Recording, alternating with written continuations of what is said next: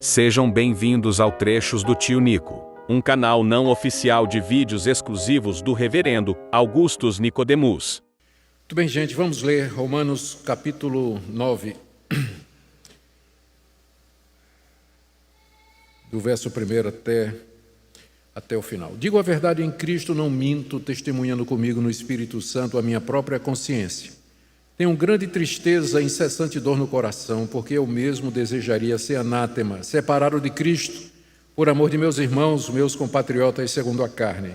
São israelitas, pertence-lhes a adoção e também a glória, as alianças, a legislação, o culto e as promessas. Deles são os patriarcas e também deles descende o Cristo segundo a carne, o qual é sobre todos, Deus bendito para todos sempre. Amém. E não pensemos que a palavra de Deus haja falhado, porque nem todos os de Israel são de fato israelitas, nem por serem descendentes de Abraão são todos seus filhos, mas em Isaque será chamada a tua descendência. Isto é, esses filhos de Deus não são propriamente os da carne, mas devem ser considerados como descendência os filhos da promessa. Porque a palavra da promessa é essa: por esse tempo virei, Sara terá um filho. E não ela somente, mas também Rebeca, ao conceber de um só, Isaque nosso pai. E ainda não eram gêmeos nascidos, nem tinham praticado bem ou mal, para que o propósito de Deus quanto à eleição prevalecesse, não por obras, mas por aquele que chama. Já fora dito a ela: o mais velho será servo do mais moço, como está escrito: amei Jacó, porém me aborreci de Esaú. Que diremos, pois, à injustiça da parte de Deus? De modo nenhum. Pois ele diz a Moisés: terei misericórdia de quem me aprouver ter misericórdia, compadecer-me-ei de quem me aprouver ter compaixão. Assim, pois, não depende de quem quer ou de quem corre, mas de usar Deus a sua misericórdia. Porque a Escritura diz a Faraó: para isso mesmo te levantei, para mostrar em ti o meu poder, e para que o meu nome seja anunciado por toda a terra. Logo, ele tem misericórdia de quem quer e também endurece a quem lhe apraz. Tu, porém, me dirás: de que se queixa ele ainda? Pois quem jamais resistiu à sua vontade? Quem és tu, homem, para discutires com Deus? Porventura pode o objeto perguntar a quem o fez: por que me fizeste assim? Ou não tem o oleiro direito sobre a massa para do mesmo barro fazer um vaso para honra e outro para desonra? Que diremos, pois, se Deus, querendo mostrar sua ira e dar a conhecer o seu poder, suportou com muita longanimidade os vasos de ira preparados para a perdição, a fim de que também desse a conhecer as riquezas da sua glória em vasos de misericórdia, para que para a glória preparou de antemão, os quais somos nós, a quem também chamou, não só dentre os judeus, mas também dentre os gentios? Assim como também diz em Oséias: chamarei povo meu ao que não era meu povo, e amada que não era amada. E no lugar em que se lhes disse: vós não sois meu povo, ali mesmo serão chamados filhos do Deus vivo. Mas relativamente a Israel, dele clama Isaías: ainda que o número dos filhos de Israel seja como a areia do mar, o remanescente é que será salvo. Porque o Senhor cumprirá sua palavra sobre a terra cabalmente e em breve, como Isaías já disse: se o Senhor dos Exércitos não nos tivesse deixado descendência, ter-nos-íamos tornado como Sodoma e semelhantes a Gomorra. Que diremos, pois, que os gentios que não buscavam a justificação Que diremos, pois? Que os gentios que não buscavam a justificação vieram a alcançá-la, todavia que decorre da fé. E Israel, que buscava a lei de justiça, não chegou a atingir essa lei. Por quê? Porque não decorreu da fé, e sim como que das obras. Tropeçaram na pedra de tropeço, como está escrito: eis que põe em Sião uma pedra de tropeço e rocha de escândalo, e aquele que nela crê não será confundido. O texto é explicativo e autoevidente com relação à sua complexidade, mas ele é extremamente rico. Há lições preciosas, responde perguntas, levanta questionamentos. É um texto que tem sempre acompanhado a proclamação da fé reformada, porque aqui nós estamos tratando do coração dessa questão da soberania de Deus na eleição e na escolha daqueles que são seus, e outras questões que o texto certamente levanta aqui. Aqui no capítulo 9, nós estamos entrando naquela parte da carta aos Romanos, onde Paulo se dedica a responder uma pergunta muito importante: qual é o lugar de Israel no plano da salvação? Essa questão certamente seria levantada em Roma. Vocês lembram que a carta aos Romanos foi escrita pelo apóstolo Paulo como uma espécie de carta missionária, onde ele se apresenta e apresenta o que ele prega à igreja de Roma, que ele não fundou e não conhecia, porque queria que essa igreja se tornasse parceiro dele na pregação do evangelho na Espanha. Então, era uma carta missionária. Era uma carta onde o missionário se apresenta e apresenta seus planos. E diante do fato de que Paulo sabia que em Roma havia uma grande comunidade de judeus, que esses judeus questionavam a atitude de Paulo e que tinham perguntas a respeito do evangelho que Paulo pregava, certamente questões seriam levantadas a respeito da nação de Israel, da lei de Deus e assim por diante. É por isso que, diante do que Paulo espera encontrar em Roma, ele já começa a responder algumas dessas objeções aqui. E aqui no capítulo 9, ele vai tentar responder a 4 questões que surgem depois de tudo que ele disse do capítulo 1 até agora, porque ele diz que o verdadeiro judeu é o que crê em Jesus. Ele diz que salvação não é pela lei de Moisés, mas pela fé em Cristo. Ele diz que a circuncisão não salva ninguém. Ele diz que os gentios são salvos da mesma forma que os judeus são. Ele diz que em Cristo não tem mais judeu e gentio. Ou seja, então, peraí, para que Deus deu a lei? Para que ele escolheu a nação de Israel? Qual é o propósito das promessas? Se a lei não salva, se não tem vantagem nenhuma em ser judeu, se a salvação é pela graça e não por obras, então você vai ter que explicar um monte de coisa, Paulo. Então ele sabia que ia encontrar esses questionamentos em Roma. E capítulos 9, 10 e 11 da carta são exatamente sobre isso, ele já antecipando essas questões e tentando dar uma explicação para elas. Hoje nós veremos apenas o capítulo 9, onde Paulo tenta responder 4 dessas questões. Ele começa falando do sentimento dele pela rejeição de Israel. Israel tinha rejeitado Jesus, na sua grande maioria, e em seguida ele dá 4 motivos, aliás, ele responde 4 perguntas, todas elas voltadas para esse ponto. Por que é que os judeus não creram em Cristo, depois de terem recebido todos os privilégios? Porque é que quando Cristo veio, eles não aceitaram. A resposta de Paulo vai ser, na verdade, em 2 partes. No capítulo 9, ele vai responder do ponto de vista da soberania de Deus. No capítulo 10, ele vai responder do ponto de vista da responsabilidade de Israel. Israel rejeitou e foi rejeitado por conta da sua incredulidade. Mas no capítulo 9, ele vê essa questão do ângulo dos desígnios eternos de Deus, que são revelados aqui e que nós queremos tratar com os irmãos nessa noite. O que provavelmente provocou essa pergunta é que o capítulo 8, que é bem conhecido, termina Paulo dizendo: quem nos separará do amor de Cristo? Que nada pode nos separar do propósito de Deus. Ora, mas aí alguém vai dizer: ei, Paulo, você está dizendo que nada vai nos separar do amor de Deus, mas e os judeus, o povo de Deus, que recebeu as promessas, que recebeu o culto, a lei, rejeitou a Cristo, portanto foi rejeitado por Deus também. Como é que fica isso aí?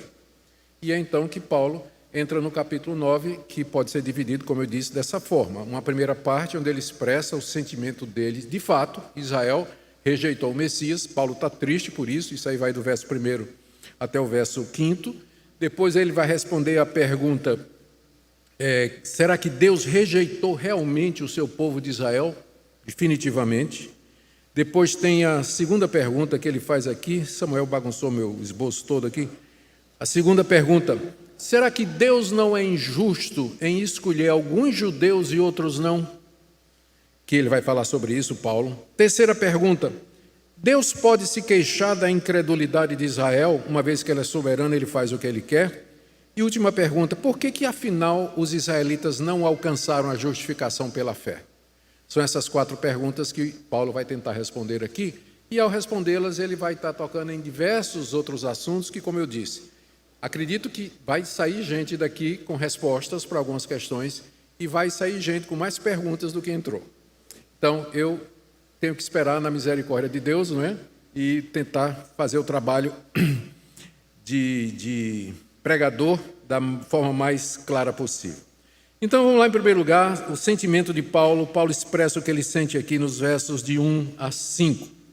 Quando Paulo escreveu essa carta, ele estava provavelmente em Éfeso, no final do seu último ano em Éfeso. A maioria da nação judaica havia rejeitado ou perseguia o apóstolo Paulo, porque Paulo dizia que Jesus era o Messias. É só você ler o livro de Atos e vai ver quão verdadeiro é isso. Não tinha lugar onde Paulo chegasse que primeiro não fosse a sinagoga. Durante um tempo os judeus aceitavam a pregação dele. Começava a crescer o número de gente que adotava o cristianismo, a inveja tomava conta dos líderes judeus, eles começavam a perseguir Paulo, botavam para fora da cidade, apedrejava, chicoteava, prendia às vezes, e uma vez ele foi dado como morto fora da cidade. Então, até aquele momento que Paulo escreve a carta aos romanos, os judeus, a grande maioria da nação não cria que Jesus era o Filho de Deus, o Messias esperado e prometido no Antigo Testamento. Os judeus rejeitavam Cristo como Messias, que era a pregação de Paulo em todo lugar. Quando ele chegava, particularmente nas sinagogas, era dada a oportunidade dele falar, ele era rabino, era assim que funcionava naquele tempo, ele aproveitava, lia as Escrituras e dizia, isso aqui está falando de Cristo. Fazia uma aplicação cristocêntrica, como, por exemplo, cidades de refúgio, com certeza era um prato cheio para o apóstolo Paulo, para dizer, isso aqui, na verdade, é uma figura de Cristo e assim por diante. E outros tipos, figuras, instituições. Então, a tristeza de Paulo estava exatamente nessa rejeição. E era uma tristeza, que ele diz aí no texto, que era uma grande tristeza, incessante dor no coração. Alguns estudiosos chegam a identificar essa tristeza aqui com aquele espinho na carne que Paulo menciona em 2 Coríntios 12, que era um mensageiro de Satanás para o esbofetear, que lhe trazia uma dor constante, uma humilhação constante. Não é difícil entender porque alguns estudiosos acham que o espinho na carne era a rejeição dos seus compatriotas. Era o fato de que os judeus não aceitavam que Jesus era o Messias. E exatamente porque Paulo... isso que Paulo vai dizer, não é, que ele tem uma dor constante no coração, poderia parecer mentira para os judeus. Não é? Os judeus iam dizer assim, isso é mentira de Paulo. Não é? Ele não sente dor por conta da nossa perda, ele não fica com essa angústia no coração. Paulo diz que, na verdade, ele está afirmando o que é certo, verso 1, digo a verdade em Cristo, não minto. Então, ele sabe que o que ele vai dizer vai parecer mentira, por isso ele já se antecipa, estou dizendo a verdade, não minto. E ele faz um juramento aqui, um voto, na verdade. Né? Ele chama o Espírito Santo como testemunha, junto com sua consciência, de que ele está dizendo a verdade. Não está nesses termos, mas isso aqui é praticamente um juramento, é um voto solene que o apóstolo Paulo faz de que o que ele vai dizer, de fato, é verdade, que ele sente essa dor a ponto de querer ser feito maldição, anátema, e ser separado de Cristo no lugar dos judeus. Tal é a dor que ele sente pelos seus compatriotas, aquele povo da antiguidade. Que grande amor do apóstolo Paulo. Não tinha uma cidade onde ele passava que o judeu não dava uma pedrada nele. Mas ele chega aqui e diz a Deus, Senhor, se fosse possível, eu tomaria o lugar do judeu no inferno. Eu seria condenado, eu seria castigado no lugar deles. Tal é o amor que eu sinto pelo meu povo. Se fosse possível, eu seria separado de Cristo. Parece muito com aquela oração de Moisés lá em Êxodo, quando Deus disse, Moisés, sai da frente que eu vou destruir esse povo. E Moisés se coloca entre o povo e Deus e diz, eu peço que o Senhor perdoe esse povo, ou então risca o meu nome do livro da vida. O grande amor de Moisés pela nação de Israel é repetido aqui pelo apóstolo Paulo, quando diz que ele aceitaria a troca, se com ela, se fosse possível, e com ela os seus compatriotas fossem salvos, o que nos ensina muita coisa a respeito do que é que a gente deve fazer com os nossos inimigos, não é? É isso aqui. Bom, a causa da grande tristeza do apóstolo Paulo é a incredulidade dos judeus diante de tantos privilégios. Ele enumera 9 privilégios aí nos versos 4 a 5. Primeiro, ele diz, são israelitas, quer dizer, eles são daquele povo de Israel, Jacó, que Deus escolheu de entre todas as nações.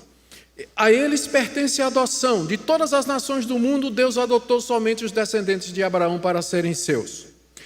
Deus repartiu, terceiro, glória. Deus repartiu a sua glória somente com a nação de Israel. não repartiu sua glória com os filisteus, com os amalequitas, com ninguém mais. As alianças Deus fez com Abraão e os seus descendentes, pensando aqui provavelmente na aliança sinaítica, lá no Sinai com Moisés, e na aliança feita com Davi, que na verdade são apenas desdobramentos de uma mesma aliança. Mas elas todas foram feitas somente com Israel. Deus não fez aliança com os egípcios, com os arameus, não fez aliança com mais nenhum outro povo do Antigo Oriente, mas somente com aquele povinho pequenininho, aquelas 12 tribos de pastores e agricultores, descendentes daquele homem chamado Abraão. Deus, outro privilégio, a promulgação da lei, a santa lei de Deus, a revelação escrita de Deus. Deus se revelou na natureza, Deus se revelou na consciência, mas a revelação escrita de Deus, a revelação especial de Deus foi dada a Israel, não foi dada a nenhum outro povo, mas foi dada à nação de Israel. O culto, a verdadeira maneira de adorar a Deus. As nações, porque ignoram, não têm a revelação especial, pensam que por adorarem pau, pedra, pedras preciosas, árvores, animais, a criação, estão de alguma forma prestando culto a Deus. Israel sabia a verdade, porque Deus revelou de que maneira Ele quer ser adorado na revelação especial. As promessas de ti farei uma grande nação, em ti serão benditas todas as nações da terra. Quantas promessas Deus não fez? E Ele fez somente a Abraão e os seus descendentes também. Os patriarcas, Abraão, Isaque e Jacó, a quem Deus se revelou e a quem Deus deu as promessas, também são dos judeus, e a última e maior de todas as bênçãos, deles descende o Cristo, segundo a carne, o qual é sobre todos, Deus bendito para todo sempre. E essa é uma das passagens do Novo Testamento que é usada para mostrar que, pelo menos o apóstolo Paulo, eu estou dizendo pelo menos porque eu estou querendo falar como acadêmico, né? Mas não é não. Na verdade, eu creio, né, que Paulo aqui está dizendo o que todos os autores do Novo Testamento a essa altura já acreditavam, que Jesus Cristo era Deus. Ele é Deus bendito eternamente sobre todos. Pode ver, qualquer versão que você escolher aí, ela vai estar dizendo exatamente essa coisa.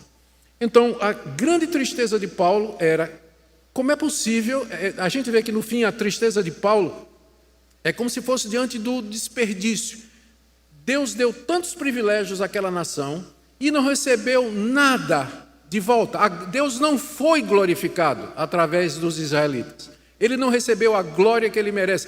Deus faz todas as coisas para a sua própria glória. Mas se tem um projeto que pareceu furado, foi esse. Porque no final da história, o Messias veio e os judeus não reconheceram. Pelo contrário, mataram, penduraram numa cruz e começaram a perseguir os seus discípulos. Veja Saulo de Tarso, que é um exemplo típico do judeu que Paulo está falando aqui, que se gloriava em todas essas coisas e rejeitou Jesus.